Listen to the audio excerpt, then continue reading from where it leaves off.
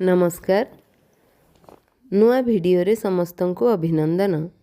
जन्मदिन काहींकी पालन करा जाए? आम जीवन रे एक नूतन वर्ष जोड़ी हेबा लक्ष्य पालन करा जाए। भगवानंकु कृतज्ञता जणाइबा पई पालन करा जाए। माँ और बापांकु सम्मान जणाइबा पई पालन करा जाए। निजकु स्वतंत्र भाविबा पई परिवार और बंधु मानक सहित पालन करा जाए।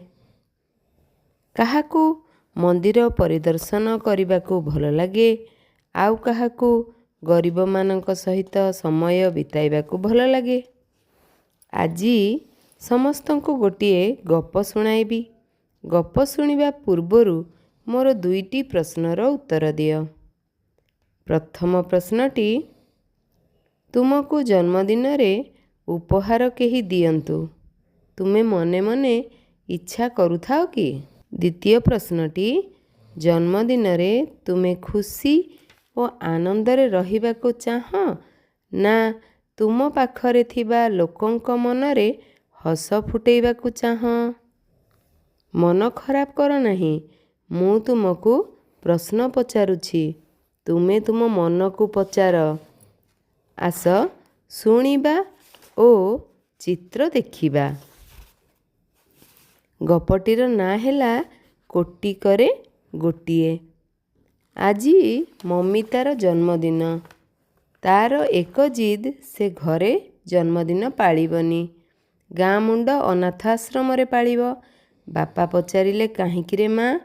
ममिता कहिला, बापा सेही आश्रम रे नमिता मो सहपाठिनी रहुछि, से कहूथिला आजी तार भी जन्मदिन। ता बापा माँ नाहांती, तेणु से जन्मदिन पाली पारिब नाही। मो जन्मदिनटी सेठारे पालिले दुहिंकर पालन होई जानता, से भी खुशी हुअंता।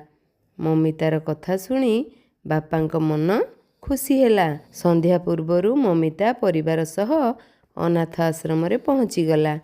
साथी रे खीरी, पूरी, मिठा, पिठा, फल और सबु पिलांक पई नुआ पोशाक नेइथिले। आश्रम रे नमिता ममिता को देखी बहुत खुशी हेला।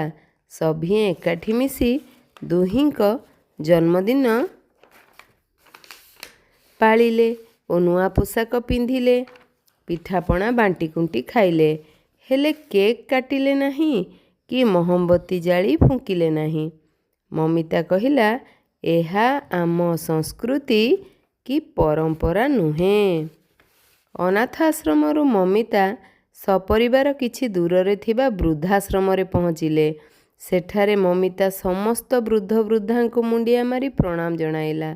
साथी रे आनिथिबा पिठा, पणा और फल समस्त को बांटिला। समस्त वृद्ध वृद्धा ममितार जन्मदिन जानी ताकू आशीर्वाद देई कहिले, माँ तो भविष्यत उज्जवल हेउ।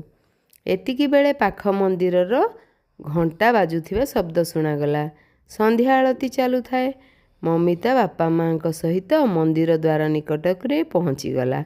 सेठारे देखिला किछि दिव्यांग बसिछंती और गोटिए वृषभ सेमानक निकटरे छिड़ा होइछि।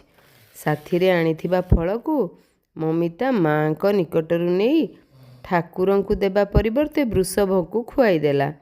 माँ आश्चर्य होई चाहुथांती। एहा देखी ममिता कहिला, माँ भगवान तो काठ पत्थर रे तियारी मूर्ति, हेले ए तो जीवंत ठाकुर। बापा झीयर एक कथा शुणी ता मुंड को टिकिए आउसी देले। ममिता तरतर होई बापांकु कहिला, बापा किछि टंका देल, ए दिव्यांग मौसा माउसी मानकु मु दान करिबी। बापा टंका देबारु ममिता समस्तंक मध्यरे बांटी देला। एतिकी बेले ममितार नजर तांक विद्यालयर गुरुजींक उपरे पड़िला। से दूररु थाई ममितार कामकु देखुथिले। पाखकु आसी ममितार प्रशंसा कले। झीयर प्रशंसा शुणी माँ कही पकाइले, से आजी ता जन्मदिन बोली एपरी करू नाही।